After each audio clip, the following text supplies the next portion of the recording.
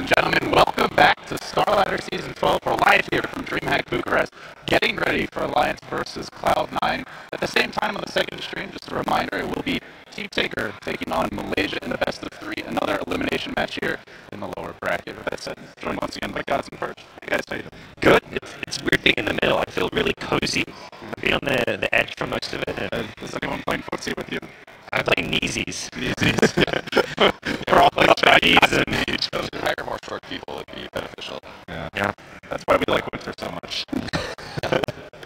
It does make life more difficult for production. I gotta find an apple crate for you. Yeah. I'm liking all the sites people got going. There's some creative ones out there. My favorite was the drop your stick one during the Cloud9 game. Yeah, there were some slightly offensive ones at times, but It's awesome. always entertaining. Yeah, they're pretty good. It's just fun to have a lot of supports and fans on the stage. There's a lot more people cheering than there were a day or two ago. Even for the Cloud9 game, we noticed that. It's like when they're playing against the big teams, they are cheering. Yeah, it's interesting here at the venue because whenever there's a big match going, like it'll be absolutely full over here in the crowd. But as soon as the game ends, everyone just runs over and watches the CS:GO matches. So, and then vice versa. You know, when they have some downtime, everybody comes back here. So it may look empty in between games, but it fills up pretty nice. So check out the rest that DreamHack Bucharest has to offer as well. You know, They the have rest of the some sites. fun booths and free games you can play. So it's pretty cool. But okay, looks like we're getting ready here, guys. So we've talked a little bit about some top picks, heroes to look out for in the draft. Who do we actually think is going to win? Do you guys have a strong favorite? Give me your odds. So I'll start with you, Kevin. I feel like C9 is a stronger team, but Alliance has really improved as of today. So I would say maybe a 60-40 on C9's advantage, but I could see a 50-50. I don't know. I feel like both the teams are pretty equal here. I think Cloud9 are going to win 2-0. That's my prediction. I don't know about odds, but that's like my expected score. I don't like giving odds. I like giving like a score prediction. I think the teams are very close, but I think Cloud9 will win 2-0. I think the odds bring a lot more. It's a lot more interesting that way. Like if you're like 100% sure it's 2-0, like a definite win, that's one thing. But if you're like, I slightly favor the 2-0 scenario over any other scenario, you know? It's a gut reaction. There's an element of certainty. Yeah, I like the idea of a subjective prediction rather than like putting numbers and like a set. Oh, this is the odds are. Are you saying that Dota is more art than science? Are we getting philosophical here? It definitely is. I think. You know, you can throw your stats out right now. I think. I don't know. Kevin's a very scientific guy. I'm not sure if he's going to agree with you there. That way. I mean, there's artistic elements like it's still a performance-based game, but I mean, it should all be done in most cases with logic behind it. I'm anticipating. From that point of view, but I think like coming into a series, like just because a player is like 95% winner in a hero or something like that doesn't mean you just ban it out. I think there's like other things. It's like going back to like what Puppy did at TI, where he's like, okay, we're going to give you all these OP heroes. You guys can take the Naga Siren and all that, and then the play happens. Like you've got a plan for it. Like those kind of moments is that's what makes Dota an art. It's not scripted, you know. Yes. It's very free-flowing. There's no like set rules in place like a game of chess where your pieces are only limited to certain moves. Anything's possible. Well, we're having a look here at Fana. Looks very serious. He's got his game face on. He's hoping he gets Beastmaster. He is saying, let's hope finally a team may not ban out Beastmaster. Envy, please. Just first to pick the hero for me. His Beastmaster is just unmatched by anyone in the pro scene. I mean, no one else really plays the hero as a mid laner, but just watching this guy when he's on that hero is just really impressive. Of course, the hometown favorite, Bone 7. He got a lot of love the last game, I gotta say. Yeah, the crowd woke up. All of a sudden, everyone here is like, "Oh wait, he's one of ours." Yep. Woo! I'm glad he turned it around for game 2 because game 1 was a tough game for him, largely because of what he was up against with all the clockwork counters there. But it was a rough game. How are we doing in the lobby? I don't actually have a preview of it. All right, so we've got 8 people here. We're getting closer. I see them in their chairs. How come they're on the lobby? What's going on? Andre is cracking every whip he has, but there's no real-world whip, which is where I think if you had one, you might get them in the slots a little faster. Everyone wants to make sure their settings are right. What are we condoning here, LD? Hey, you do what you got to do, right? What have you ordered for the Summit 3 that I haven't heard or read about? Oh, no, we have positive incentives at our event, but I'm just saying, if you don't have any positive incentives... Not dying? Is that what it is? Is that the positive incentive? Yeah. I'll let you live. Last time we just bribed them with Starbucks. That's the way to go. Well. It really works Bribery, on yeah. Ice Ice Ice especially. Yeah. He loves his Starbucks. It's like promise some Starbucks or, I don't know, something nice. He just randomly appeared earlier. He was offering us Yeah. some fries, and I don't know what it was. Like, was it fries and hash browns? It looked like fish and chips. Like it was in a little fish. It was in like the newspaper wrapped up like you get fish and chips, but it didn't look like fish. It was something that was battered. So something battered, probably fish. It should have been fish, but we couldn't really tell. Yeah. Not sure if Romania is known for their fish and chips, but it looked good. The chips were good. I managed to steal one. Man, we have a lot of spectators in this game. Every lobby we get into, it's just like line after line. We could make over 4 Dota teams with the number of spectators we got going on here. All right, we're 21 of 22 just on the spectator, so that's 31 people in the lobby, but we're waiting for that one guy. Who is it? Don't be that guy. Who is it? Oh. We need names. You don't get to live. Yeah, we may actually... Positive reinforce that guy. I heard Romania gets pretty dangerous at night. Never know what might happen if you're that spectator. Except he's probably not local. He's probably in like... Yeah, that's the whole thing. The French commentator or something. It's almost certainly the Chinese commentator. It's like they're the ones who always fail to load in the game. The connection's too bad. Yeah, it's the great fire. Well, no, the name will pop up soon. We'll have names we can or not call out. See, if you're the one who's like, you don't. Yeah. You never connect. Just write your angry letter now and get ready to address it to the appropriate person. You got to be prepared for this. All right, what's like the most crazy thing that could possibly happen in this series, as far as like, let's just say with hero picks? What would be what hero you're like, there's no way we're gonna see him in this series? Well, if there's no way, well, like the craziest thing that's still possible, or just the craziest thing that you could see in the series. Elder Titan. I was thinking Elder Titan as well, but he's situationally useful in the pro scene. And then I was like, maybe Huskar, but maybe they'll have an all-in. I think Huskar is more viable than Elder Titan at the moment. Really? I think he's more of a niche pick, but he actually has a niche. Elder Titan, what is Elder Titan's niche nowadays? It's good with any damage that your team has. Yeah. Which all teams have damage. So. Wouldn't you rather just pick a offlaner that actually does damage himself and offers a bit more? That seems to be the strat now. You get a dual lane and you start it off, and your offlaner will be able to use that advantage. But I still think Elder Titan has some advantage. He feels good in pubs, at least, even though he's such a weird hero. I don't know. All right, so we made it into the draft. That's a good start. Cloud9 are going to have the first overall pick of the game, and let's see what they have scripted out here. Looking towards Alliance, the Sniper could be first pick by C9 if they want it, but it's not really a hero they run all that often. Occasionally we see it for Envy in the safe lane. They're going to start off the bans with a Queen. Yeah. I could see it being an MVP. I don't think Cloud9 will want to ban it. I think they'd rather Alliance are forced to ban it. It does, and then if it's still in the pool, they just take it. At the same time, normally it's Envy's hero pick that comes much later in the pool as the 4th or 5th pick, so it does somewhat limit them, but... No Fada Beastmaster, though. His prayers will not be answered. I really like watching Beastmaster. His hero's so good, and you can build so many different ways. Like, Abyssal Blade Refresher, like we said, was really interesting. It was great for the game that he needed. Sometimes you can go Blink Ags or something, just have really long engagement initiation ranges. All right, so C9 do ban the Wisp, something we were discussing. Would anyone want to first pick it or if it's let through? But with the Wisp ban, they do leave the Sniper in the pool. If Alliance don't ban it, very likely Cloud9 takes it. Yeah, and Wisp is generally much stronger when you have second pick, partly because you can just plan out the draft, partly because you can go for the Wisp Tiny, but even just planning out further and deeper into the draft itself. Wow. And we are not going to see the Bone 7 or Big Daddy Phoenix. Yeah, this is, you take the Sniper. Sniper matches up well against Troll anyways because you've got the range advantage, you can kite him around. Storm, is that what we're going to see? No, Troll Zeus. Oh, it's the deny pick onto Fata Zeus as well. So now you've got no Beastmaster or Zeus for Fata. The Magnus, the other big hero he plays a lot, doesn't really give Sniper a lot with the Empower, I don't feel. It's not like a Troll or a Jug. The other option here is maybe just hold off on his hero and go into like that Big Daddy Earthshaker or something along those lines. Well, Cloud9's been crutching on Phoenix for almost every game. Maybe not crutching, but it's always been in their first 2 picks.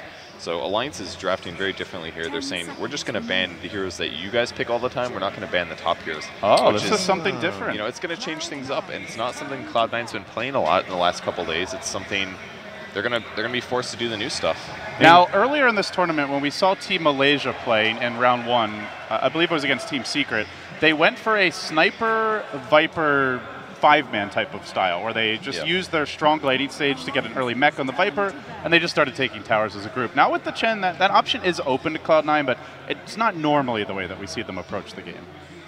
Yeah, usually they gank a lot more, but they can still do that with Chen. They can grab farm, they can gank sometimes. It's going to be kind of unpredictable.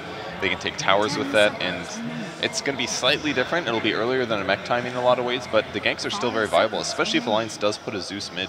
I mean, if you get 2 setups for your creeps, if you get a net creep with any kind of other disable, like that's a dead hero, especially with a sniper also there. Yeah. So I think this is, Cloud9 went for the good picks here. They maybe don't get the Phoenix that they like to play every game, but Chen is not bad either.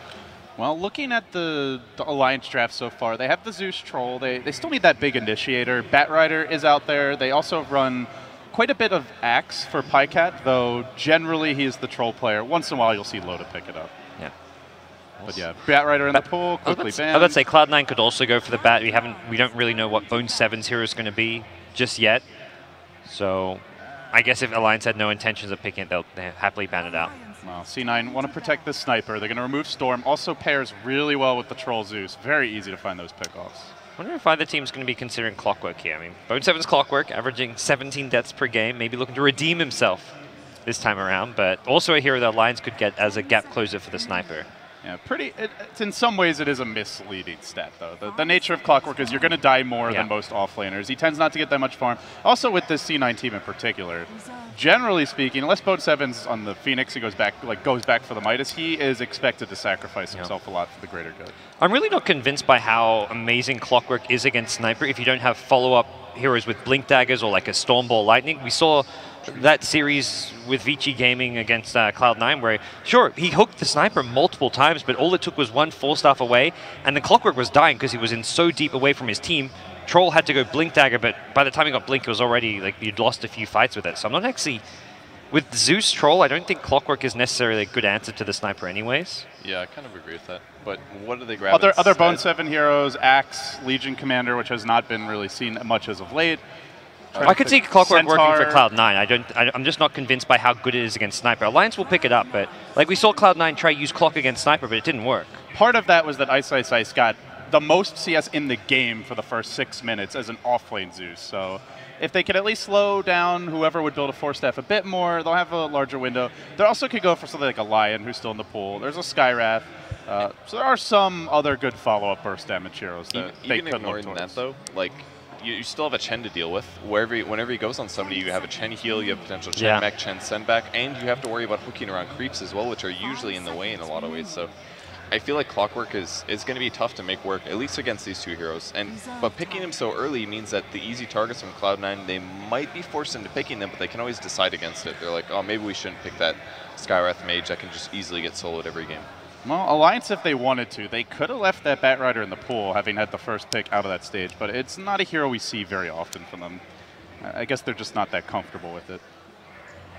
Cloud9 now working on their 3rd pick. They still need their offlaner, most likely their mid hero for Fada, and they go for something unexpected. Out comes the Shadow Shaman, and this starts to look like it could be a bit of a push strat. Yeah, I was about to just say they may just go for the standard Misery Lion, but Shadow Shaman, it's a Hex, but a different kind of support with a Hex. Are we looking towards the Viper Razor type hero now for C9 for Fada? You know, I think Dragon Knight even a possibility. The only time Dragon Knight ever gets picked is with Chen. I feel like it's better to go Jug here for the healing ward with the Chen creeps. And use Sniper option. mid. Yeah, you can do that. Yeah. And that way, Jug versus Troll is pretty good as well, because you can Omni Slash. If they go for a more typical carry that needs BKB, then Troll can still burst him down, whereas Jug is going to be a threat. I feel like that's I think that's the better pick here. They pick Avenge, they'll give him a stun, they'll be able to swap out of danger, and most importantly, the Wave of Terror to reduce the strength they're pushing. But I really like Cloud9's draft so far. They have a basically pushing Lion. He's a bit weaker in the early game. His movement speed is a little bit worse somehow. But I like their pushing. It's looking pretty good. Well, Cloud9 now, 4th pick coming out for them. They do have a slightly greedier support duo, this Chen Shadow Shaman. They need a little bit more in terms of levels early on. They can roam decently well, but that comes at a pretty big risk. You delay your mech, delay your Chen and Shadow Shaman level 6 if those ganks don't work, and Clockwork not the easiest gank. Troll a bit on the tanky side if he's the mid hero. So what do they want to do here? Are they just going to go all in on the push? Do they want to get a little insurance towards the late game? Do they consider something like that Starladder or Centaur as the big initiator and throw the Sniper mid instead? It's just... Yeah, Cloud9 typically do not put the Sniper mid, which is where it'd be something, I guess that would be like your different style of play coming out of Cloud9 if they went that option. I'm sure Fata more than capable of playing it if that's what's going to be called for from the draft, but... You could even just put Envy mid on it. I don't see why not. But they're going to stick to what they normally do. So Fata, this is a 0% win rate hero for him in this tournament. Yeah. The Bristleback. Is that just with the one game, though, or I think is he's there had other games? 2. Okay. Bristle's win rate, even against ever since DAC when he was being picked a lot, was still pretty low for most heroes. He was sitting somewhere around the 45% mark, so not as high of a win rate as other heroes, but they see the value in him here. Rather than grabbing a Viper, they're going to be doing the Bristleback sits in the front and hits buildings thing while he's getting regen. If things get really bad, you can always send back with Chen. And again, the heals are extra useful. They do have a good 5-man lineup so far. Yeah. Just a frontline tanker, as you mentioned, Kevin, in the Bristle. Sniper who can smack towers. Chen, Shadow Shaman who work well to bring buildings down. But they really have no lockdown or catch aside from the Shadow Shaman Hex. That's about it. That's what they had earlier today when they played Bristleback. Yeah. It was like they hit this stage in the game, in the mid-to-late game, where they're against a Scotty and a Sanji and Yasha Sniper, and they couldn't do anything. They were just permanently slowed, BKB or not. With that said, they maybe haven't picked the Bone 7 hero yet, which is typically that big initiator. And Alliance are thinking this is a Bone 7 Bristle most likely, because they're going to ban the Fata TA. Okay. I'm kind of your line of thinking, though. I was thinking this was more a Fata Bristle. I guess Bristle versus Venge Troll is pretty good. It's kind of limited It's a bit damage. of a rough lane. It's a kind of rough lane with the Troll minus armor. Troll versus like any melee off-laner, I feel, is not easy for the melee. Troll has decent kill potential. Yeah, it's not. The Venge is not a great zoning support, though. That is a fair point. Alliance somewhat flexible with their heroes and lanes as well. Zeus potentially a mid hero, but often Alliance run the Troll mid, so could see a support Zeus, and then you pick a loader hero for the last pick. It kind of depends on which direction Alliance want to go.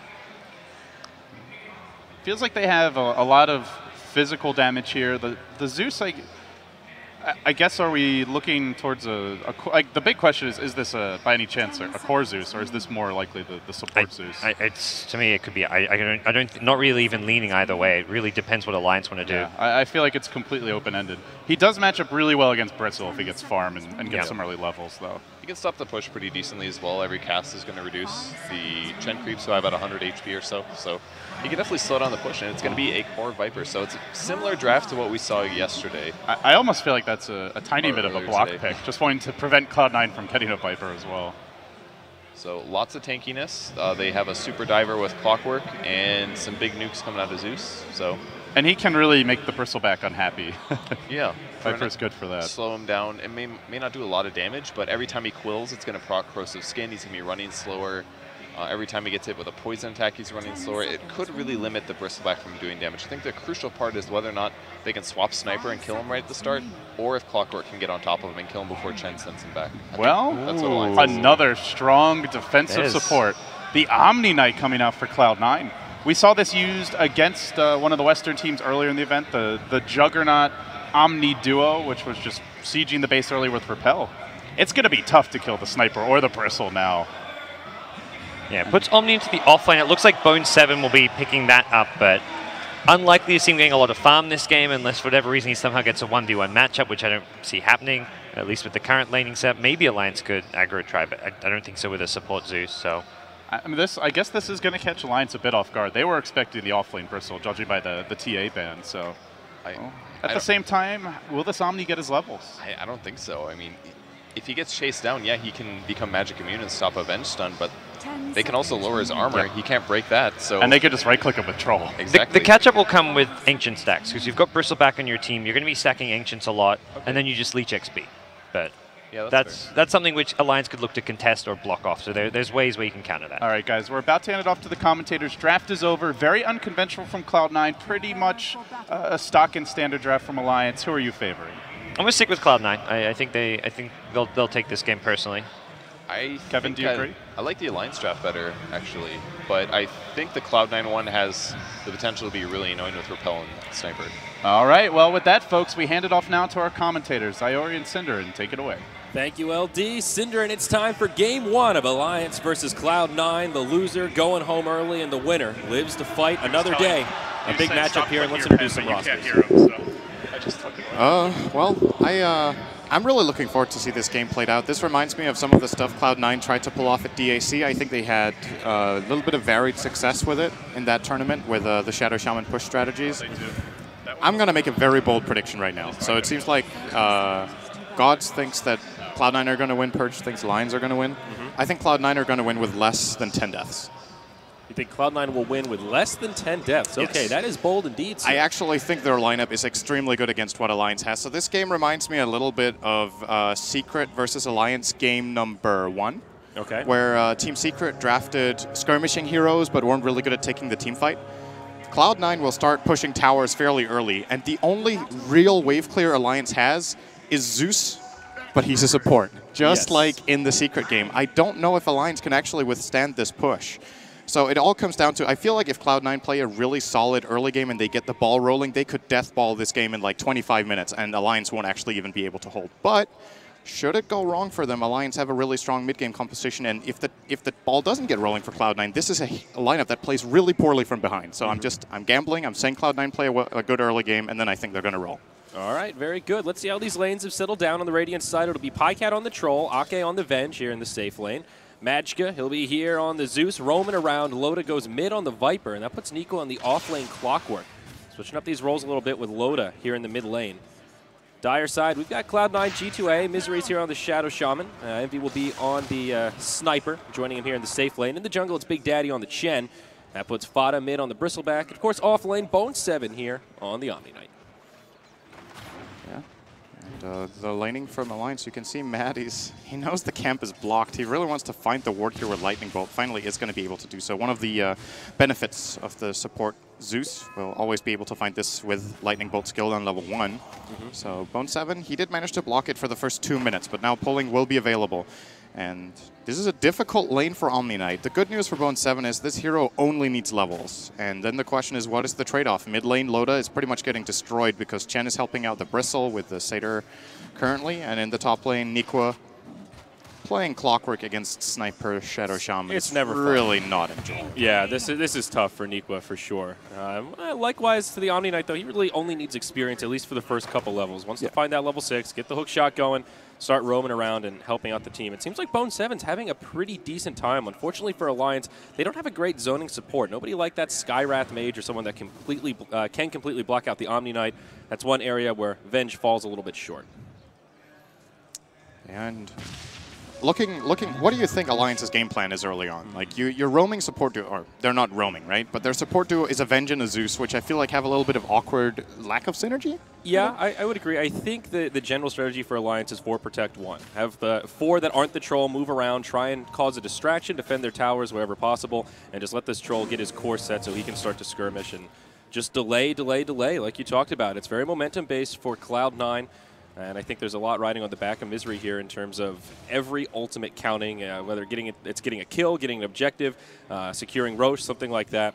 But they need to find that Shadow Shaman level 6 pretty much ASAP.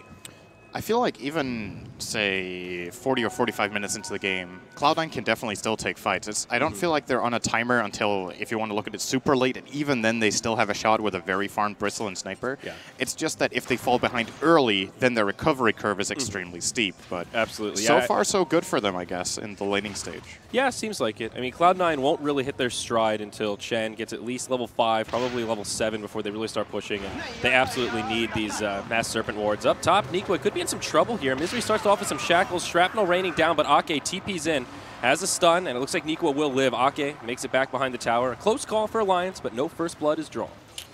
This is really unusual, by the way, from No-Tail. He skills Penitence. Did you mention that? I did not, but that is... I cannot remember the last time I've seen a Chen do this. This takes me back like literally 4 years or something. So is this ability regarded as a value point? Is this a sign that he may be maxing it out? I mean, 14% movement slow for 5 seconds is pretty significant.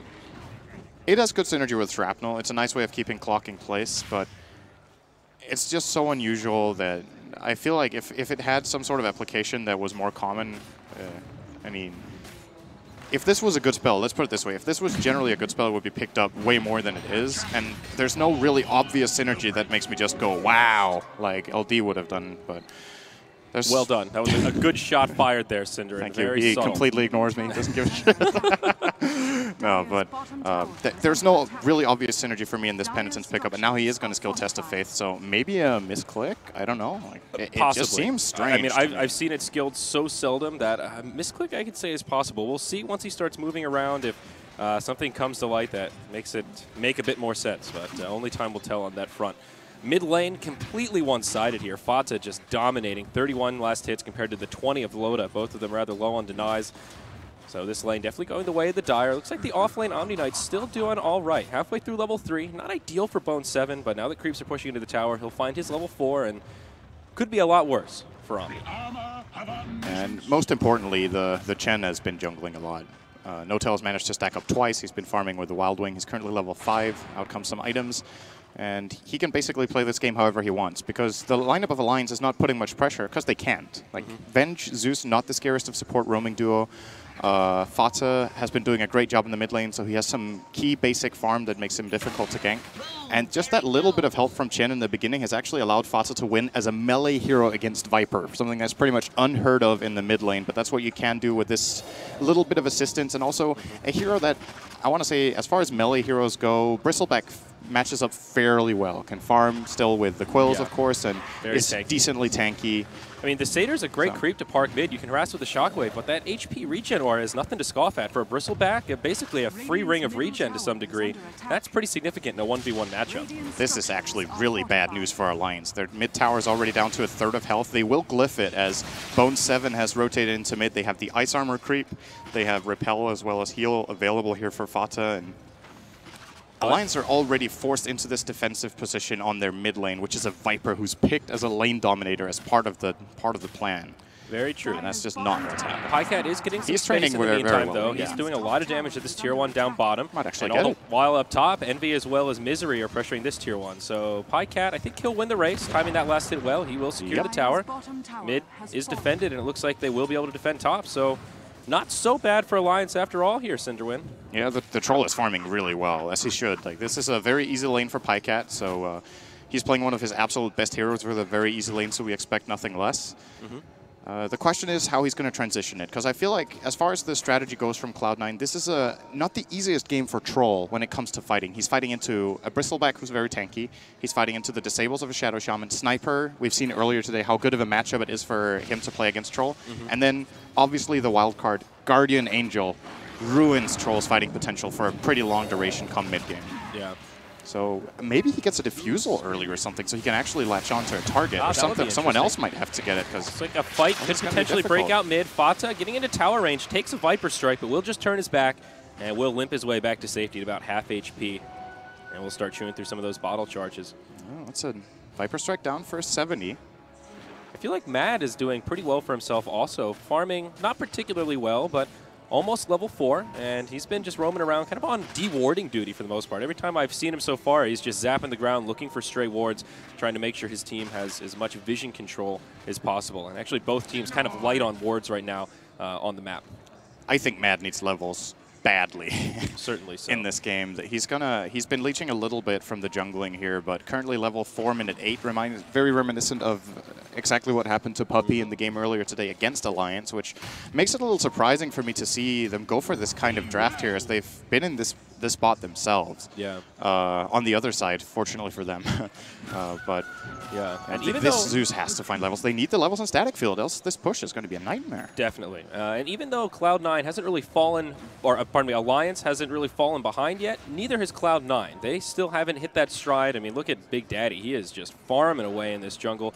Now level 6. He's got that headdress already, so he's going to be looking towards that mech coming out pretty soon here. And Omni Knight very close to level 6, about halfway through 5. So key spells on the way, Synd, and I think that's when we may see some aggression start to erupt from the Dire side. Fata, again, getting harassed pretty hard in the mid lane. Loda did have a Viper Strike there, but I reckon he didn't have enough damage to find the kill if Bone 7 opted to TP in, though he actually doesn't have a TP right now. Will force Fata back, though, so they do accomplish a little bit. I think this is the latest first blood of the tournament by multiple minutes that we're looking at right now. I think so. And in my opinion, this favors Cloud9 quite a bit, because their plan in this game is actually they could theoretically win this game with very, very few kills. You think It's even, all even about the troll hitting a farming timing this window. well is still advantageous for Cloud9?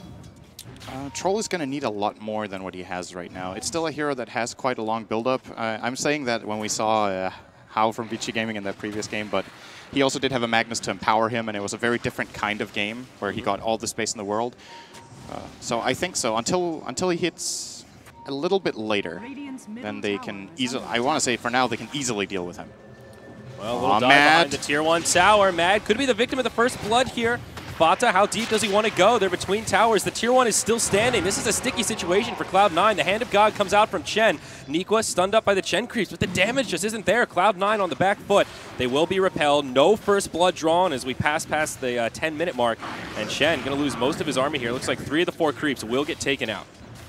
A good defense from Alliance. They had to rotate their entire team here, and this does open up the map, but very important that they don't give away any kills unless they have to. And of course, same goes for towers, which unfortunate for them is they're going to be losing the top Tier 1, but the least important tower on the map, they've already claimed one themselves, so this is okay, all things considered. And Shadow Shaman's still not level 6 either, so the push hasn't even really started yet. That's the really big level up here. It's going to be Misery reaching level 6, and he started with a Sage's Mask build-up, so I think we are looking at a medallion for him as top lane Nikwa. I don't know if they have enough TPs for this. There's your first blood. It's Eternal Envy that draws it.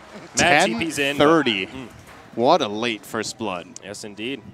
And meanwhile, in the mid lane, Fata may find himself a Tier 1 tower. There is a Radiant Glyph. They won't even bother to use it. And that'll be a little extra gold going the way the Bristleback should secure his Vanguard. Meanwhile, in the bottom lane, Bone7 and Pycat having a bit of a duel. It's Pycat that comes out victorious. Repel not going to save you from the damage of the Troll. Who would have thought Troll wins a duel against Omni Knight? Fair enough, sir. Surprising outcome. Hey, the odds were 99.9%. I'm going to get excited, all right? Favor. You would make a terrible bookie. Okay, so anyway, key items. Let's have a look. Vanguard's being picked up here by Bristleback. Loda showing off the mechanism in the bottom lane a little bit later than we saw earlier today against Team Secret, but still a fairly good timing here. Minute 11 on the Viper. A crucial item when it comes to these kind of death ball games, as it is shaping up to be here for Cloud9. A mech can definitely make a very big difference for the Radiant. The question is, Cloud9, well, they're right on there as well. Yeah. Chen? I think all the more reason why it's needed for Alliance here. They're going to have to fight when Cloud9 commences the push, and without a mech, knowing that Chen will grab one, that makes things a lot more difficult. Fata, with the Vanguard completed, a lot tankier now. About 1,200 HP, sitting at level 9. He's feeling pretty good. We've seen what he can do in that last series, even though, well, I might not have found a victory. Fata still did a lot on that Bristleback. Uh-oh, Pycat going to bump right into him here. Looks like he's after the rune. Oh, that's a good rune. Really? You don't say. It was not an illusion. In other words. Yeah. Well, he kind of didn't need the rune. The thing is, now that they know he has an invis, but until he shows in a lane, this actually might thwart C9's efforts to get into the Radiant jungle. Well, Pycat, okay, he immediately shows mid, so they get information and they dare moving around again. Fata's going to be leading the charge. Turns back across the river, but the rest of the team are bottom. I really feel like Alliance is just doing a good job splitting the map here, finding farm when appropriate, defending the bit of aggression that Cloud9 has put out, and we just saw that rotation down bottom. First thing Pycat does is TP out and starts farming elsewhere. And even though Cloud9 have a pretty sizable lead, wow, larger than I thought of, about 4K net worth, 3K experience, Alliance is hanging in there. Roster wards come out in the bottom lane. Glyph has already been used, though this Tier 1 tower seems to be doomed. Alliance may not come in time to defend, though. Now that the tower's taken out these roster wards, it might actually live and fall into deny range. Misery's a little bit scared here. Doesn't see anyone on the map, so he's afraid they will try to jump him here. He will gamble it. Gets the tower. Eternal Envy will grab that. And getting pretty rich on the sniper. You were talking about the free farm on Troll. He's 100 net worth ahead. Yeah, well, now these towers are starting to add up for the and sniper. And Bristleback, 2,000 lead on the Viper. And the remaining 3 heroes all ahead for Cloud9. They're actually building a pretty significant advantage, like you said. But this is a big pickup. Look at this sneaky play from Alliance. They go into the Roche pit. They trade their Tier 1 bottom for an Aegis on the Troll Warlord. C9 didn't seem too wise to it. And this is actually huge, because it's not just that Alliance get it, they get gold and they get the Aegis. I think the most important thing out of any from this is that Cloud9 do not get an Aegis, because they will want to go for this timing push, and now it's going to be 8 to 11 minutes until they can claim their own Aegis. Yeah, and with a Bristleback on the Dire side, Roche very easy to take down. Bristle picking up that cloak for now. We'll probably want to upgrade that eventually, but just some casual magic resistance for now. Chen army down bottom will get brought home. Pycat hoping to find some yummy farm there, but his efforts will be thwarted. Mad also passing that level 6 mark, so big milestone for him on the Zeus, of course. Now gives Alliance a little more intel potentially with that scouting tool, and he'll go ahead and use it. And that should reveal this Cloud9. Very good Zeus ult. Yeah. The problem is, even though they know Cloud9 are there, can they stop them is the question. They can initiate with Clockwork. I think the absolute key target for Alliance to try to lock down is the Omni Knight, but they just don't have that good of a draft for it. The only things that really stop the Omni Knight are Hookshot and Venge Stun. And he can just stand far back, and there's no really good catch like, say, an Orchid Carrier or just a Storm jumping in, or, you know, maybe Clockwork actually needs to itemize against the Omni Knight, but he just doesn't have the luxury of getting anything past Tranquil Boots at this point in time. No. It's looking pretty difficult for Alliance to hold their towers, to be honest. Relatively slow siege on this tier 2, but it's going down. Met comes out from Big Daddy, and that is an uncontested tower. Fata will find the last hit. Bristleback getting a little more farm to his name, and tangoing for the top position on net worth, right behind that of Pycat, who's still splitting the map. Cloud9, they're not done yet, though, Sin. They want to keep pushing. They just rotate mid and go for that tier 2, but all the while, Pycat pressuring the bottom lane. He's got the Alpha Wolf with him for a bit of extra damage. Glyph comes out from Cloud9, and this will slow down the push in the mid. I don't know that it'll stop it completely, but Pycat making a lot of space for his team with the split pushing. Yeah, this is the way Alliance need to do it right now. I think they're analyzing the situation correctly. Don't try to take the 5-on-5 at your tower. If you lose, you could actually end up losing a tier 3 as well against this Cloud9 lineup. So split pushing with Pycat not only keeps up with Cloud9 on gold, but it actually makes them catch up entirely on experience, because this is obviously one of the weaknesses with going 5 heroes together all the time. Yeah. You share the experience. There's a lot of unclaimed experience in gold across the map, and with Pycat being in one lane and the Alliance heroes either being split across the remaining 2, or at least in one lane and maybe a bit of jungle, they keep up pretty well. Fata almost in some trouble here. Nikwa puts down some power cogs, but Fata gets pushed away instead of being trapped inside. Now Fata will try to get aggressive, takes a Viper Strike because he looks to go to the high ground. Repel comes out, and that will ensure his survival as he does head back to safety. So again, no bloodshed. 1-1 at the 16-minute mark. By far the most passive game we've seen in terms of hero kills this tournament. Yeah, I'm glad you say that, because it's actually not really a passive game. Both teams are, it's not like they're just playing on their own half and farming. Yeah. Cloud9 are pushing for the towers. Alliance are playing aggressively on the enemy half, taking the bottom tier 1 tower. Pycat has been poking the tier 2 bottom. He was just pushing the top tier 1. And it's very important that Alliance keep trying to push out the lanes and play as aggressively as they can, because if they just fall back and let Cloud9 control the map, they would have lost all their towers by now already. They would have probably also lost the Roshan and ultimately been in a horrible position. But this way they keep their hopes alive, still being behind, but definitely not an insurmountable lead here. Hook shot's gonna miss. Just off the mark. 2 TP reactions, though. Ho-ho. Okay, that's very far Alliance will just back out. So again, another gank attempt thwarted. Fata on the chase. He's now upgraded to the Crimson Guard. A great item in this kind of strategy when you're sieging. The fight breaks out. That on top of the GA, all these auras from the Chen creeps. They've got some pretty good synergy built around this team. Vlad's offering might not be a bad choice at some point in this game as well. Rasta level 7. He's got some wards ready to rock and roll, and now this tier 2 tower in the mid looks right for the claiming. They'll mech up the creep army. But hey, look at Pycat. He's just chopping down this tower, Tomahawk style. They'll trade a tier 1 for a tier 2, it looks like. Rasta wards have come down. Only 1 outer tower remaining for Alliance, and the tier 1 mid does fall. Still more gold going the way of Pycat. Yeah, what's he gonna get? He has the SNY and the Helm of the Dominator. Is there anything else on the courier? I don't think so yet. Though there still is going to be an inevitable push, and the question is, can they either kite Cloud9 long enough for Guardian Angel to expire and then turn around and fight, or are they going to itemize by getting things to remove Guardian Angel, like a Diffusal Blade or maybe a couple of Yules to just draw out the fight or something like that? Could be a very interesting pickup to see on multiple Radiant heroes here. I think it would be great for Zeus, who is actually, speaking of the Devil building one, pretty close even to his own. Yeah, he is actually. Pretty good farm there. 4 staff on Omni. Clockwork counter, more than anything here. And also, a pretty good pushing item. It allows Bristleback to go in with more confidence and hitting the tower later on, and knowing he can always just turn around and get saved. Also not bad against the Viper, same reasoning. If the Bristle gets Viper struck, you can just 4 staff him away, back to safety. Glancing at the graph, things plateauing a little bit for Cloud9, and this is when things start to get scary. They were on the rise, and now they need to keep finding objectives, and maybe that comes in waiting out next Roche. Aegis close to expiring, actually has expired already. So Roche will be coming up before too long here. Taking the outer towers is one thing, but sieging the high ground, even against this Alliance lineup, I think is easier said than done for Cloud9. It's not going to be that easy, and I think the main problem, I think Cloud9 are waiting for the next Roche, honestly. You do or don't? I think they are. Yes. They're going to wait for the next Roche. I think they're looking for 1 or 2 key items. We're going to see an S and Y on Envy, and it's possible that Fata does want to turn this cloak into a pipe, but although I do think it's an S and Y build-up for him as well.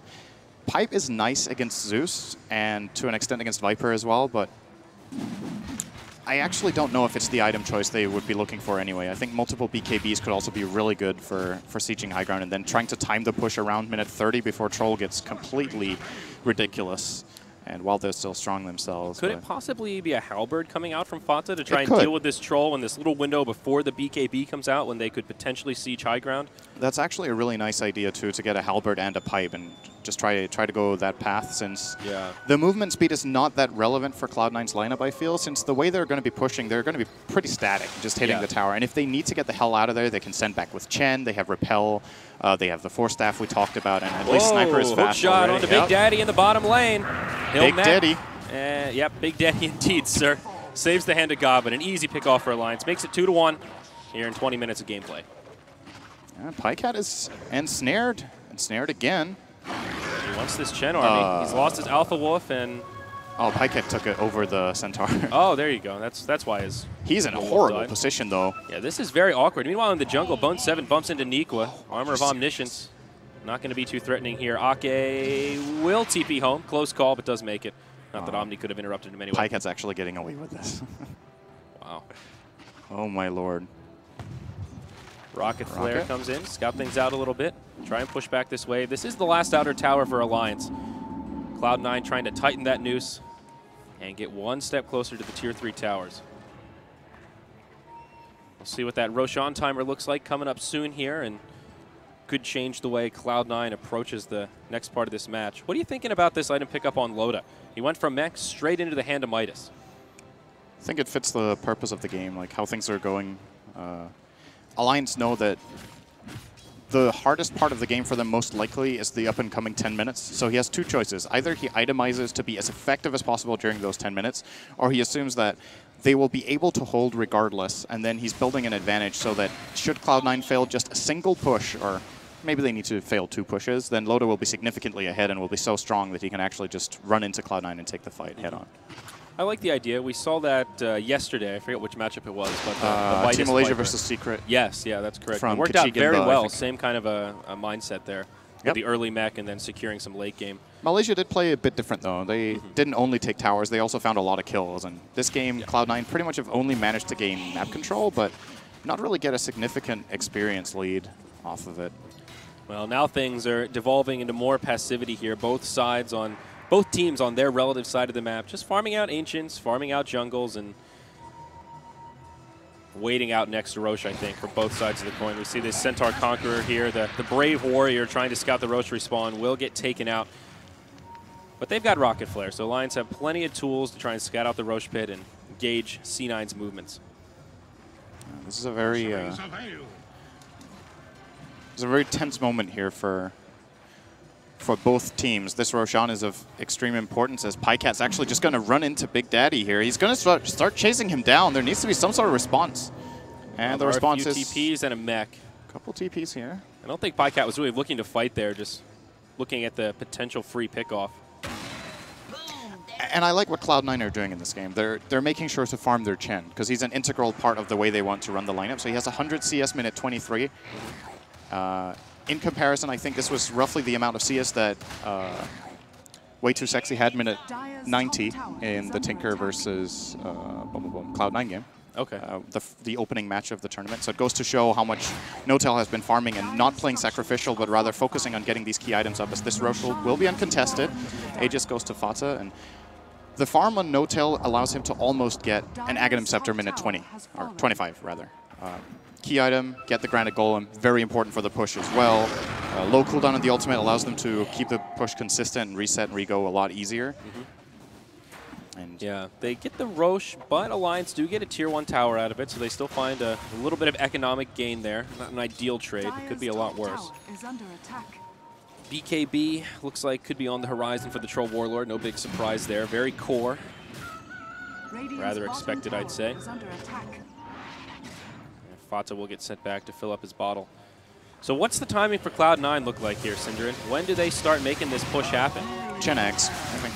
Gen Eggs, that's the turning point? Yeah, Gen Eggs and level 11, I think. Because after that, every minute they spend farming is not really that well given out, I feel. The Shadow Shaman is going to have 11 at the same time, I think. Those level 2 ultimates are really good. Alliance will be starting to get more and more key items. We see Pycat actually almost finishing a very important item right now, and they can wait too long. And that's something that Cloud9 sometimes does as a team, is that they hesitate a little bit with pushing high ground. And this game, there is no doubt that they did draft a Deathball push strat, but they're waiting a bit. I still think that it's the right call to not go, but I'm nervous that they decide not to go when they have this Axe on Chen and the Shadow Shaman level 11, and then they're just delaying it for no reason. And pulling up that net worth graph again, we talked about how it was plateauing, and now it's actually on the rise for Alliance as they've been continuing to split the map, and you'll see the same thing on the XP graph, actually giving Alliance a slight edge right now. A lot of that because Cloud9 has been grouped up as 5, like you were mentioning before. And we'll move into Radiant Ancients here, and maybe this is where the aggression starts to come out. How close are we to that Aghanims on Mr. Daddy here? Still a little ways away. Daddy. Sugar Daddy. Getting close. Sugar Daddy no-tail. All right. Oh. Well, Cloud9 grouping up in the mid lane. Do they just go straight for the high ground instead of the tier 2 down bottom, perhaps? It seems a little bit off timing, but maybe they feel like they can't wait for No-Tail to get the Ags and the level 11 and the Shadow Shaman 2 without it costing them their Aegis, and that's actually still more important than any of those items. They've got an interesting spread of creeps here. Lots of Dark Troll summoners. Rasta wards come down on the high ground. Fata gets Viper struck, but he has a repel on. Will be okay as the front line. Remember, he's the one holding the Aegis. So they'll be happy to let him soak up all this damage. Nikwa going in trying to finish off some Rasta wards, but that's not happening. And he gets force stabbed back. Lift comes out from the Radiant side. Tier 3 tower getting low. So far, so good for Cloud9. The siege looking pretty potent. Loda taking a lot of damage from Fata. And this repel making Cloud9's life very easy.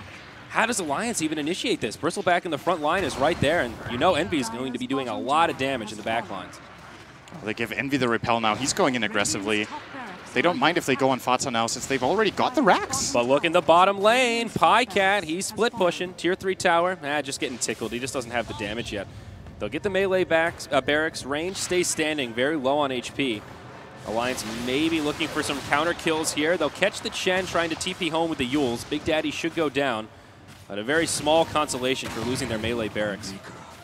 Yeah, the ranged barracks top actually does stay up, but only with 1/10 of health here, and that just looks so easy for Cloud9. They're like, oh, okay, we'll do it again.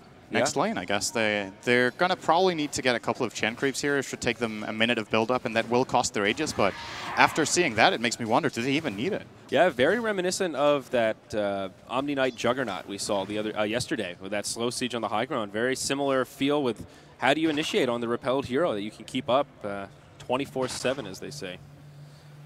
Fata with a lot of gold in the bank also, so he'll be able to make his next investment. Maybe an Assault Cross would work nicely here just to make the siege that much easier. It's possible that this Ag Scepter that Loda is working on can make a big difference, and so that he gets the low cooldown on the ultimate and can keep spamming that out on the repelled target, and maybe that can deter them from pushing. But even that, I'm not sure is enough. And well, they may lose another lane of barracks before he gets it here. Yeah, with Cloud9 getting that top lane, they could just itemize right now and go to town. Okay, lots of gold on Fata. Okay, never mind that. He actually got it. But this time there's no glyph, so if Alliance want to go, they've got to do it soon. Viper strikes straight onto Fata. He is repelled for a bit longer. Aegis of the Immortal still in the inventory, but will be expiring relatively soon here. It's a matter of seconds. Timing, crucial for Cloud9 at this point. They need to be very cautious, and it looks like they will as they back out and reset. Loda's going to keep spamming this out all day. The as regen he should. Will be kicking in here. Cloud9 going to control their side of the map a little bit. Perhaps they wait for the next Roshan for the next push. I don't know if that's a good call. Okay, this is pretty good for them, I guess, but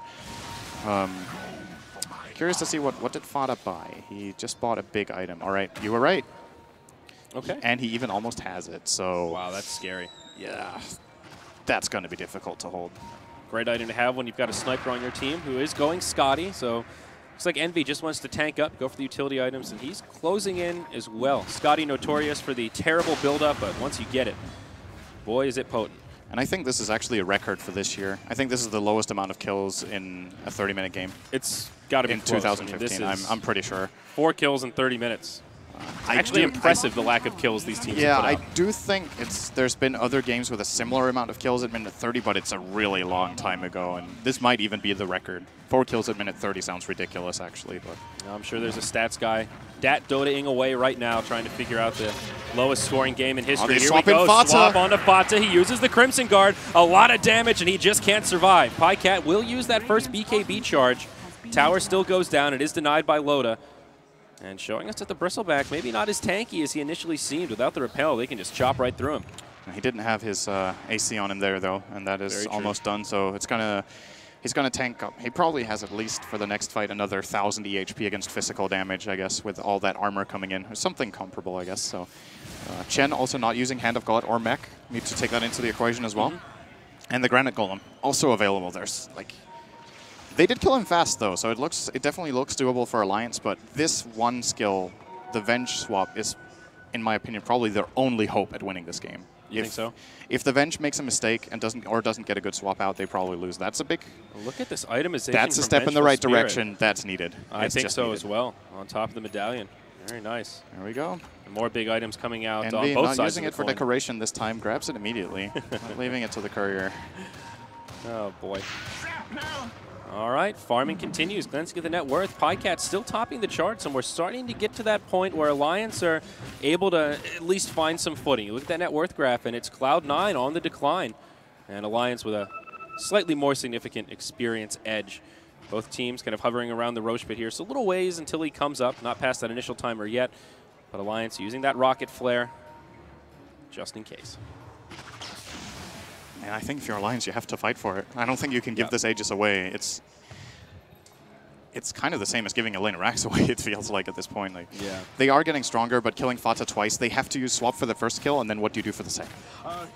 Hope he overcommits and dives some towers. That's about all you can do. And the thing is, even if they get him far into the base, Bone 7, perfect itemization, in my opinion. Get all the mobility in the world on the Omni Knight. Has the Blink and the Force Staff. So even if they get him, Fata, into the base, if they commit abilities, Bone 7 can blink in on the second life, repel Guardian Angel, and they can either re-go or just chase.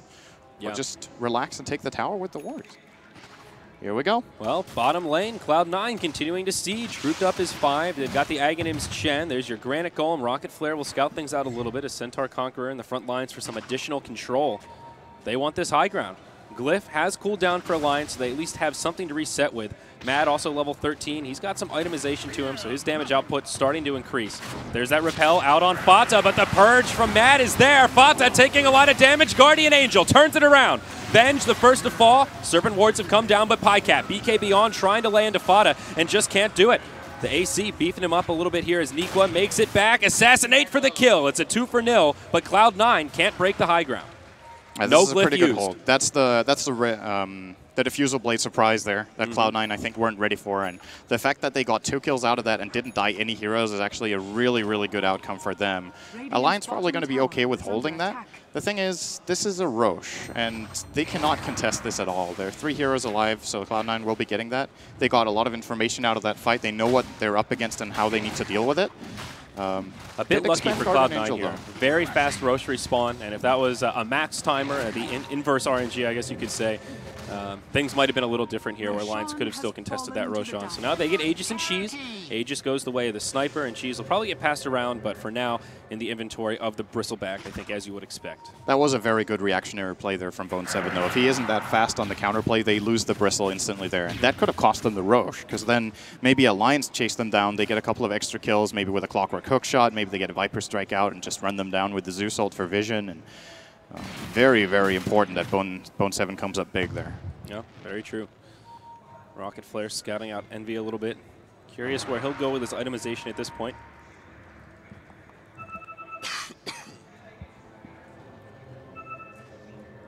So what's the play for Cloud9 at this point, Sin? Is it just group up, wait for your GA to cool down, and just keep sieging the barracks? I think so. Yeah, you get your abilities ready again. There's another good item here. This is what I requested from Troll. He decided to get it. Very smart. So secondary solution here. Took heed to your advice, good sir. Against the repel. Oh no. Oh no, Loda. Well, smoke Gotta gets get revealed. forced. Force staff, second force staff. Viper may yet still live. Sticky nasal goo comes out. Loda turns Viper Strike onto the repelled Bristleback. And this smoke rotation from Cloud9 will not yield a kill.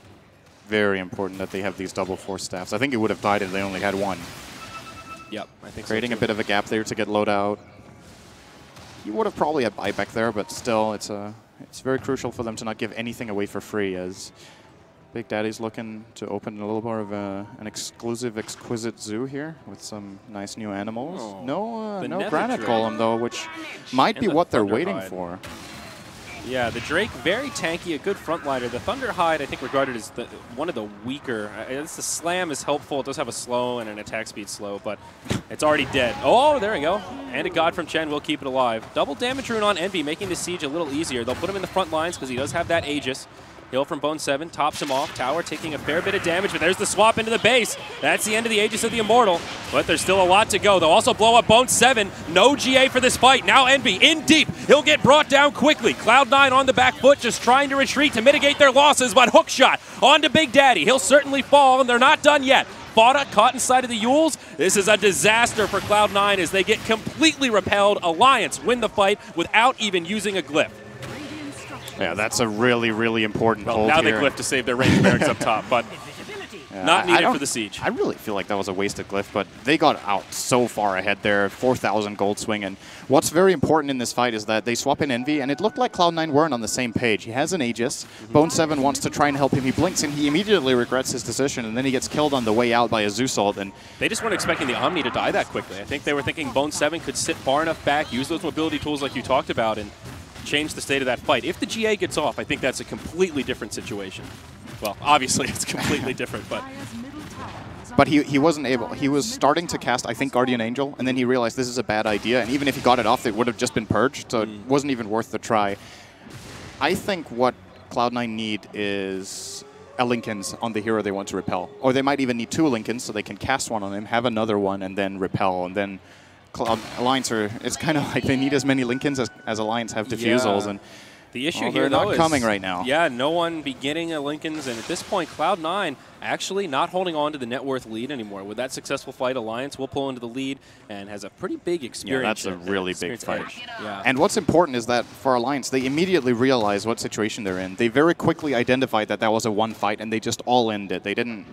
They weren't like, okay, nice, we got the Aegis, let's relax and set it up again. They just went all in on that, killed Envy twice very easily after Bone 7 died, and got a very big swing out of it. This is a lot of gold for Troll, mainly, who is closing in on another item. I think Scotty probably your next stop off here. Just beef up a little bit, let Pycat be sort of that secondary front liner, and get that utility slow, of course. Next Roche, still a long ways away. The cheese was not used in that fight, so Bristle will hang on to that a little bit longer. Minor consolation here for Cloud9. I'm in a pretty bad spot here. Cloud9 can only get one more death, or else my prediction is wrong. But you could see why I would predict it, right? It was definitely possible. The thought process was absolutely right. If they had won the game or were able to seal it out, you know, if they wouldn't have died, it would have been a great prediction. Yeah, well. It's still possible. Like, what could still happen is that Cloud9 get the perfect push where they don't get caught out of position, but Alliance have been playing a very good defensive game here with their diffusals, and any mistake from Cloud9 pretty much results in a lost fight at this point. Yeah. Cloud9 running low on outer towers themselves, just this tier 2 in the top lane standing. And off the next push, if something like that happens again, Alliance will be going straight for the high ground if Roche is not up. Some damage done by Cloud9. Remember, the melee barracks up top did get taken out in one of the earlier pushes, but since then they just haven't been able to break these tier 3 towers. Still reasonably healthy. Oh, wow, what a big item. Slightly different from what I was thinking, but still big. Cloud9 are going to have a problem killing this guy now. That's what Satanic usually does. I mean, what was Great the timing you analysis, said but- early on? 45, 50 minutes, somewhere around there is when Alliance will have that late game that'll start to take over, at least be able to hold their own in a man fight against Cloud9, and we're getting to that timing, and we're starting to see it as the engagements come out. Cloud9 definitely not staying as aggressive as they were. I mean, what is the timing to start looking towards the high ground now? They seem struck with utter passivity at the moment. I want to say next Aegis, but at the same time, it just feels like that's going to be too late, maybe. It really depends on the respawn timing here, and looks like their call is let's do something now. Let's get the ranged barracks. Yep. I mean, Well, they know Alliance are all missing from the map, and no one's defending the Radiant base, so it's fairly obvious what's going on. Uh-oh. Zeus ultimate scouts things out a little bit. Big Daddy takes some whirling axes. Shrapnel scouts things out. Hook shot in from Nikwa. Goes in onto Envy. Where's the follow-up, though? He gets hexed right away on the other side of the fight. Fata swapped in, taking a lot of damage. All heal comes out. He eats the cheese. That buys him a little bit of time. 2 down already for Alliance. The GA buys Fata that little bit of extra time he needed. Pycat goes down. Rasta wards are used to finish off Loda. The Stretch Armstrong shackles. It's a 4-for-1. Cloud9 take the fight, but buybacks are available. Already deployed by Loda. And Mad, the lone survivor, will try to book it back to the base. Now the high ground siege begins. No glyph available for Alliance. Envy repelled up. Looks like they may claim another lane of barracks off this. Buyback from the Clockwork now. Troll still dead. And Mad is doing whatever he can here with the static field, but it actually doesn't do anything against this repel. Bone 7, very importantly for Cloud9, does stay alive here. They might repel the push, as looks like Cloud9 are not interested in going in, but they took a very big fight there. It was Alliance trying to move out aggressively and find a fight, and it ends up really backfiring. This is probably going to give Cloud9 the next Roshan as well if they can manage to control the Radiant jungle, where Alliance vision is actually non-existent. They only have an aggressive ward. Surprisingly, they have a ward in the dire jungle, which, considering the game situation, seems a little bit off from where Cloud9 are playing the game. Yeah, I'm not sure when they're going to venture out there to find a gank. Maybe, yeah, I don't know. I can't offer any kind of reasoning for that one. Sniper, though, just going straight into damage at this point. Demon Edge in the inventory, and it looks like MKB will be his route. So anticipating some evasion from either the Viper or the Troll at some point this game. Do you think this was the right item choice on Zeus? I feel like Ags in general on him is fairly underwhelming. So if you look at what it does, the only thing it does is increase the damage, right? And it gives another, what's this on level 3? It's 155 damage. If you compare that to the cost of a Refresher Orb and how much more damage you do, because you get 2 static field procs and you get 2 ultimates, he would get 2 Force Staffs, 2 Yules, and I think he actually would have had the mana pool for it, or at least very close with, say, like a Null Talisman or something for a little bit of value mana. I don't know if this was the choice. It's, in my opinion, actually one of the weaker Aghanims upgrades in the game, even though it's very popular in pubs, because like, yeah, I hit harder globally with my ult, but look at how Cloud9's playing. Is that 155 damage going to make a big difference compared to, say, 2 Zeus ults? I venture to say no, but we'll see. It does give him some additional stats, so maybe just worried about survivability. That's the only other advantage it gives you over the Refresher that I can think of. Alliance right now just farming their jungle as, mid lane, smoke rotation from Cloud9 straight into the base. They want to try to backdoor this. You've got a Granite Golem in the front lines just smacking away at the structures. Glyph comes out, and that will save the ranged barracks for now. And well, a noble effort from Cloud9, but kind of a backfire. Will they get punished for this is the next question. Big Daddy hit by a Viper Strike. Nikwa, hook shot on 2. Cogs to break up the fight. Big Daddy goes down first, and now the rest of Cloud9 just trying to split to get back to the base. They'll lose their Clockwork, but he takes out a Shadow Shaman with him. A 1-for-2, and more importantly, Alliance repels the push once more. My prediction. It's a hard life, Sim. I know. It's difficult. Yeah, that. But thoughts about that play in general? Smoke in with, I mean, if creeps are pushing up top, that's a top-notch play. But with through backdoor protection, very ambitious. I think Cloud9 thought there was no backdoor protection. Else that play doesn't really make much sense. I don't feel like they have enough damage to break this down fast enough. They did force out a Glyph, which could prove to be very important since that's a long cooldown. There's 4 minutes. Roshan, they know it's about to be available or available here. Question is if Alliance got enough out of that.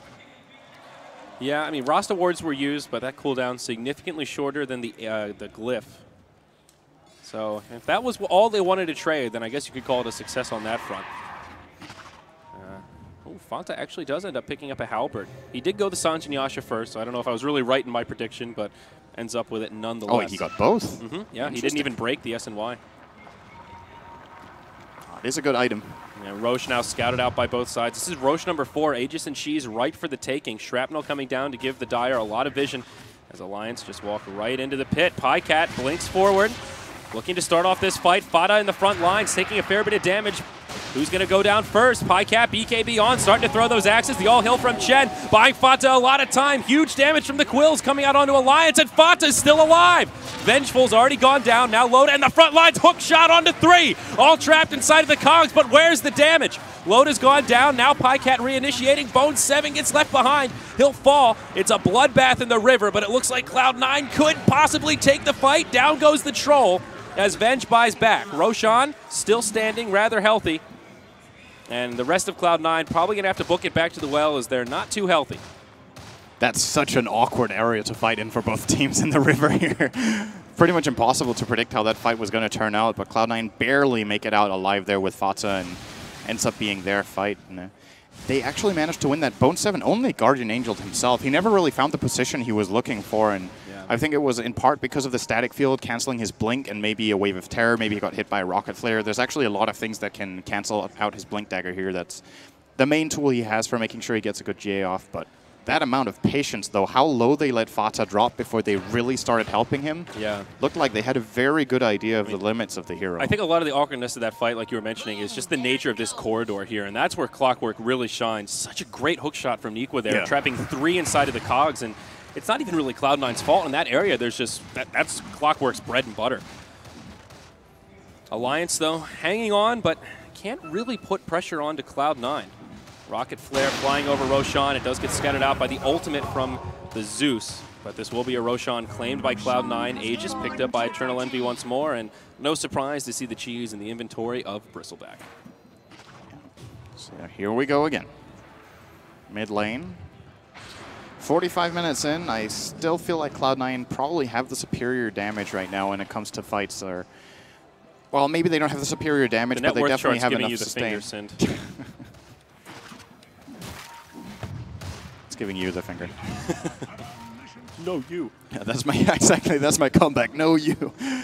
Cloud9 looking to find an opportunity to siege. Big Daddy still utilizing these ancient creeps pretty effectively. You'll usually see Chen's just grab the ancient golem, but he's been prioritizing ancient black drakes quite a bit. There was a point where he actually had 2 of them in his arsenal. Very, very beefy. I think he would rather have 4 granite golems, but he's just getting what he can, right? Just some beefy frontliners, and of course the Hellbear Smasher for the attack speed aura. Well, here we go. The siege on the high ground. No glyph for the Radiant. Rasta wards to start things off. Swap on the Fata to bring him deeper into the base. All heal from Chen. Can Fata live through this? He pops his Crimson Guard, taking a fair bit of damage, but the barracks now exposed will start to take damage as well. There's your GA. Cloud9 trying to reset this fight a little bit. They just want the objectives. They get it, and now they'll try to back out. Can Alliance punish this, though? This is the question, and the answer is no. Yeah, they got 1 Millirex for that, and what looks to be a tier 4. And they also got a kill on the Clockwork. Decent hold for Alliance. They need to outlast the Aegis, and then they have a shot, but... Was that a decent hold, losing a tier 4 and a melee barracks? Given the circumstances, if they would have tried to really fight hard there, the game would have been over, I think. So, considering what could have happened, I think this is an okay hold. The problem is the cooldowns on Cloud9. Let's see, there's 2 minutes on Guardian Angel. Then they still have a window of about a minute for the Aegis. I think that's the bigger fight where Alliance... If Cloud9 time it perfectly, they will have another fight with Aegis and Guardian Angel, and of course the cheese that wasn't used either. And right. The game is probably going to end there unless Alliance put up a really, really good fight. Yeah. But if Cloud9 missed their timing by, say, a minute and the Aegis is gone, it could be an opening for Alliance to just go swap Envy in and kill him off instantly. It does feel like Alliance is getting into Hail Mary mode. We'll hold that thought as there's a swap onto Envy. Heal comes out, but Pycat blinks forward. Will he win the man fight? He does. That's the end of the Aegis. Looks like Misery will die off to the side. Pycat, though, taking a lot of damage. He's in very deep right now without the GA. Maybe he can win this fight. Going hard onto Envy. There's your hook shot from Nikwa to lock him in place. It's a dead sniper. Alliance may have found the break that they needed. Fata now low on the back foot. He's trying to make it back to the base, but Viper slowing him to all hell. Hook shot will be off the mark. That would have secured the kill, but now Fata does live. The problem here, though, is their high ground will be under assault. The question of buybacks here, Sind. And there's one deployed. is under attack. Actually, unneeded at that point in time. Alliance didn't even have creeps with them and probably can't fight through the backdoor protection, although Troll is good for it, but he doesn't have damage items. He has a lot of sustainability and tankiness, but doesn't really hit that hard. And I think Alliance are happy they got that buyback. They might, they would have probably still been able to force it out, I guess. I think so. It would happen inevitably, but yeah. really, really big for them to catch Sniper before the second base push, because it would have been so much harder down there. Exactly. That timing window you just talked about is now kaput. If C9 wants to do something similar, they'll have to wait out the next Roshan, and it's still a while before that guy's coming up. The Aegis is still pretty far from expiration. BKB is getting down to 5 seconds here. Glancing at the graph once more, it's Cloud9 holding onto a lead. The big problem for Alliance here, though, Sind, is that they don't have any safety structures left. No Tier 3 towers, just exposed barracks, and only this melee barracks is looking healthy right now. And C9 kind of at the point where they can just push his 5 down the mid lane, drop all of their ultimates in succession, and just focus the structures. I mean, what do you do during the GA to keep your barracks alive if you don't have a glyph? You defusal 2 heroes and hope that's enough. Oh, nice Zeus ult here from Mad is going to scout them out, sensing that something is up here with Cloud9 not showing on any lanes, and plays it safe. Turns out to be maybe the most important Zeus ult of the game. That could have been very, very scary for them if they got caught inside their own base, and buys them time. No Aegis. She's still available for Fata. Did not have to use it in that last fight. It's still a very important tool for them to have. I don't think we made note of this, but Bone7 did manage to farm up an Aghanim Scepter. Oh, yeah. We've now got global GA that'll work on structures. That is huge on the Omni Knight.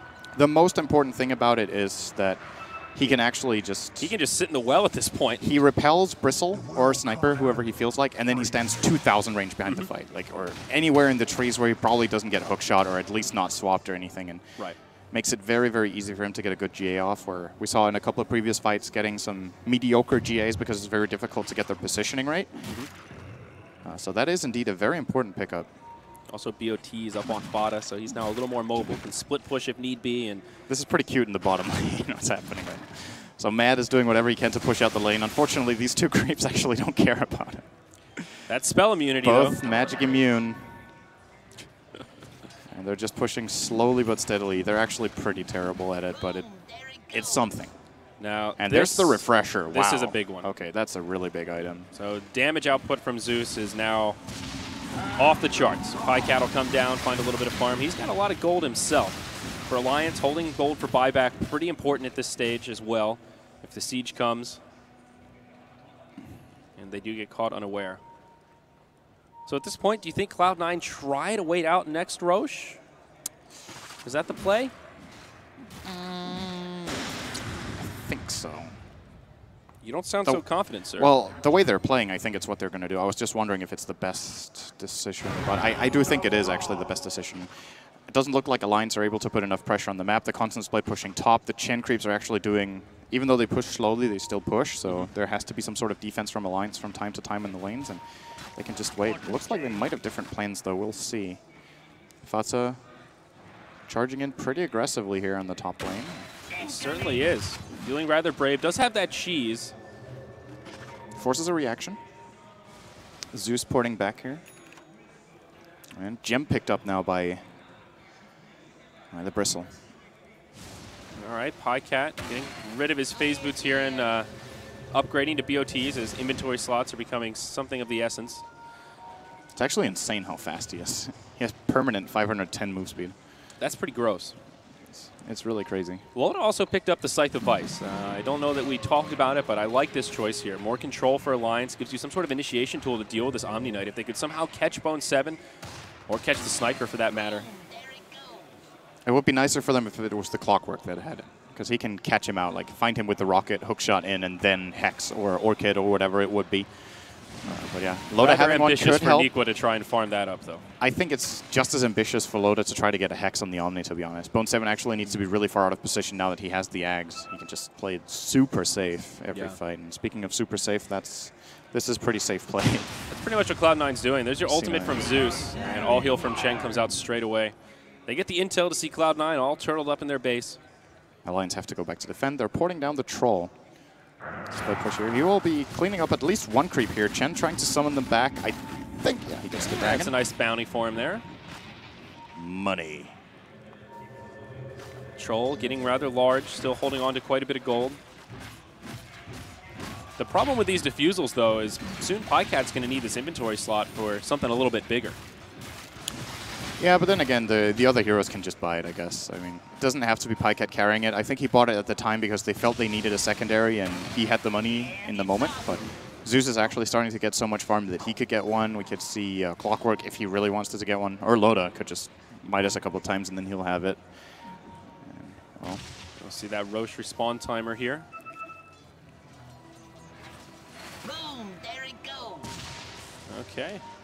Take a look at inventories. Not too much else has happened in the last couple minutes. Both teams now getting into that dangerous tiptoeing territory. 53 minutes in. Losing the next team fight would be disastrous. Both sides being very cautious here. Remember, this is the lower bracket. This is an elimination series. This is not the time to take unnecessary risk. You see Mad spamming out that lightning bolt. They will get one ward. Assassinate, just trying to soften him up a little bit. Looking for any kind of vision control, but Shrapnel will make things a little easier. Take a look at Dire Vision here, and you can see how little they can see. I think Cloud9 are waiting for the buyback on Envy. It's a very important part. It's up soon, less than a minute. Playing aggressively now, and they know Roshan didn't spawn, so this is the time. Oh! From Zeus, the wraparound play catches Omni, or Envy rather. Omni pops the ultimate, but Sniper still falls. Big Daddy in a lot of trouble as well, trapped inside of the cogs, nowhere to go. A buyback from the Chen. Envy will have his coming up in about 25 seconds, but still on cooldown. Yeah, Alliance probably won't be able to take a tower off this. There is a glyph, there's backdoor protection, their top lane is being pushed. Their tier 4 is a bit of a buffer here. It has 1600 health, so this creep wave will not be able to take it, but they're running out of time and they feel the pressure and will start going in here, Envy, with the buyback available very soon. However, GA was used, and that's probably the biggest of deals. Even if Envy respawns, he doesn't have that safety net. Glyph has come out. Alliance will get this lane of barracks. Fata runs in, takes a fair bit of damage to get things started. Envy will buy back now. The all heal from Chen. Alliance need to get the hell out of there. Loda will get left behind, and he will die. Meanwhile, PyCat does TP home. That tier 4 tower you were talking about that was healthy, now very low on HP. That's Roche. Alliance is effectively out of safety structures. Yeah, they had to port back. They buy back Loda. They know this is the fight. This is the Roshan they have to fight for. They will start moving. Well, they're going to rocket it, so they know it hasn't spawned just yet, but it's closing in on maximum spawn time, and there we go. Yeah, both teams should be pretty aware of that timer at this point. Big Daddy still holding on to some ancient creeps here. Meanwhile, in the mid lane, Fata caught out. Loda doing a fair bit of damage, but the Abyssal Blade comes down from the skies. This could be a dieback for Loda. He'll fall, and this could bode badly for Alliance. Now Nikwa on the back foot. Ultimate from Zeus does a fair bit of damage, but where's the follow-up? PyCat, BKB on, brings down Envy. It's a dieback for him. All of a sudden, things looking a little bit better for Alliance. Swap onto Fata. Stunned up. The big damage is coming out, but he eats the cheese and gets healed up by Omni Knight. That's enough to find the kill on Ake. PyCat hexed into a little piggy. Mad isolated by the shackle. They'll bring him down. 2 left alive for Alliance, but soon to be 1. Mad on the run. Ghost Scepter buys him a little bit of time. Maybe finds another kill. Nope, that'll be the end of it. Troll now forced to buy back. What an awkward fight that was, syndereN. This could still go either way. Yeah, it's a really big win for Cloud9, but at the same time, 70 seconds on the sideline for Envy means they will not be able to push. They will get this Roshan. There's no way in hell Alliance can contest this with 2 versus 4. Yeah, they'll be forced to defend anyhow. This tier 4 tower can't afford to take any extra damage. She's proving to be very effective in that fight. If Fata wasn't holding on to it, that would have been a completely different exchange. Now this time, Aegis of the Immortal goes to the Bristleback. Level 25, he's pretty massive. How much does it hurt Cloud9 to not have that Aegis on the Sniper? At this point, I guess he is having slot issues. I think having it on Fata is better? Or it's just as good? I don't know. Yeah, I was about to say it's just as good because it's all about having some hero that can siege and draw attention to himself and has to be killed twice. No glyph for the Radiant. Oh, this is scary. Roster wards come down. They get the ranged barracks. Melee under heavy siege. This won't be mega creeps, but PyCat stunned by the Abyssal. Fata in the front lines just pinging out the structures. They want megas. Now Alliance going to have to go all in if they want to have a chance in this game. Nikwa turned into a chicken. They're about to roast him. He'll make it back to the well. And C9 will just back out. Swap onto Fata. Remember, he's the one with the Aegis here, so even if they bring him down once, they actually can't kill him. Yeah, this is looking a little bit over for Alliance. This is the last fight that they can take. Tier 4 tower, their last one remaining, and it looks like not for long. So what's the play here? You're Mega'd. The enemy has an Aegis. What do you do here, syndereN? So Alliance have to try to push out the bottom and the top lane with a few heroes, and then they have to go all in mid with Boots of Travel and just try to end the game. Like, they have to try to skip the barracks mid, win a fight, and go for the throne. If they just play a passive defensive game, they're going to get pushed very soon. I don't think Cloud9 want to wait for the next Roche. They just use the Aegis they already have for a while. They actually have 3 minutes on that, which should be more than enough.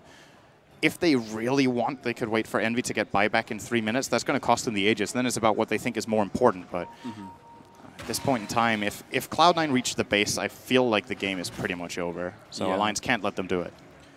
I don't know about waiting for that buyback on Envy, mostly because Alliance have most of their big buybacks on cooldown also. All of the cores here unavailable. So a couple different ways Cloud9 can take this. Given that there are mega creeps, though, perhaps they have that option of just sitting back and playing passive, knowing that Alliance just can't leave the base and will eventually get starved out. And the push in the bottom lane has to be dealt with again by Pycat. The Chen creeps actually being very annoying. Is this how the ranged mega creeps usually look for the Dire? Those staffs seem really big. Well, they are mega creeps after all, syndereN. I don't remember them. They look like swords. Or like spears. Well, they did get an upgrade a couple of patches ago. Ice Frog knows the creeps as well. I don't know how I haven't noticed this before. If it's an old thing. Gotta step up your game, son. What are you doing? I just always play Radiant, and I never lose my barracks. You're just that good. I've never been mega creeped. I don't know what they look like. That must be a good life that you live, sir. I'm full of envy. Well, 2 minutes left on this Aegis of the Immortal.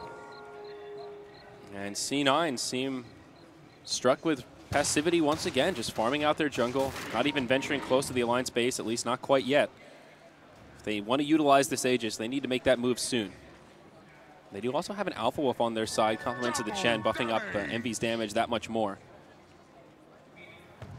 I guess he can dump this S and Y and look towards another upgrade, although I don't know what the next logical step is for the Sniper. Maybe just raw damage, go dataless perhaps?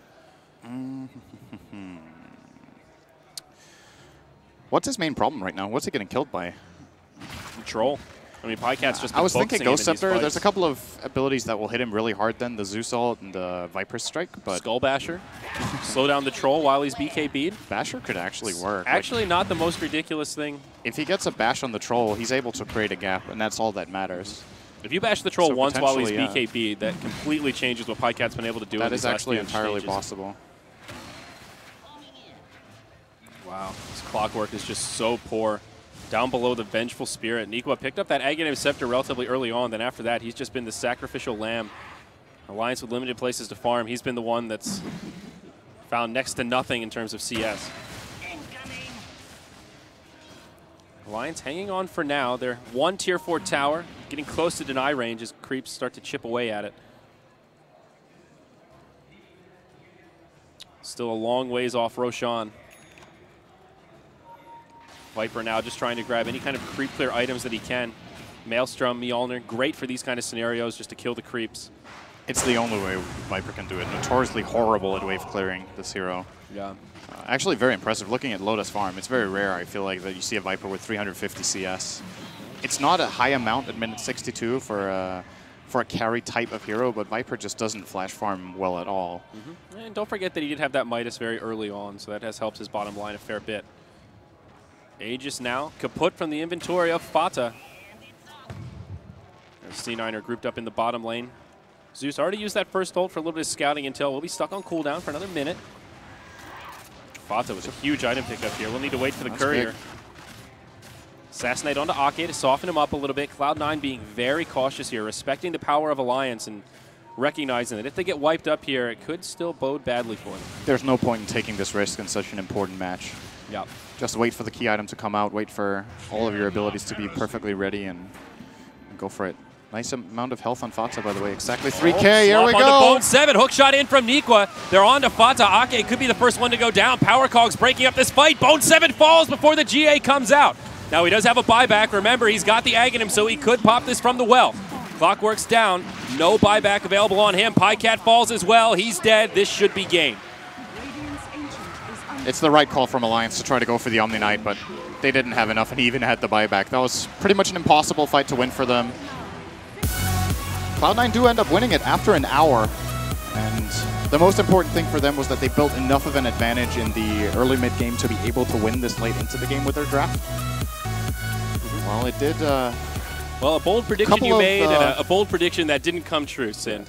They did make a couple of mistakes that delayed the game a lot, but they kept their composure and did manage to finish it off. I think Alliance also played very well defensively. When you're under this much pressure, it's very easy to make one or two mistakes and then you suddenly just lose the entire game. And they actually made very few mistakes on defense, but they were just, like, draft-wise, it was very difficult for them to get a big enough fight to be able to take anything meaningful across the river after they were behind. No, you're absolutely right. Now, that was only game 1. So there will be another match coming up here. This is elimination, and now Alliance is just one game away from making their exodus out of the tournament. What do you think? After seeing that, is there a chance at going to a game 3? Do you feel like that was just a drafting issue? Still very evenly matched? Yeah. Next game is going to be completely different, I think. I don't know if we're going to see a similar strat from Cloud9. I feel like this is a strat they pull out once in a while, but then you don't really play Death Ball twice in a row, because now Alliance are going to be paying more attention to it. They're going to be more prepared for it, probably. Yeah. But it gave them... I was about to say it gave them an easy win, because that's often what push strats do. That this was anything but an easy win. Alliance made them work for that one. That was actually a really difficult win, but it gave them a win. Yes. The strategy gave them a win, and now they can play something a little more similar to the other games they've played in the tournament. But it's a really even match, these two teams, it seems like. Generally, two very unevenly matched teams don't go 63 minutes. Good point, sir. Good point. So with that, folks, we'll have a break, and then our analyst panel will take it away to break down that game in some more detail.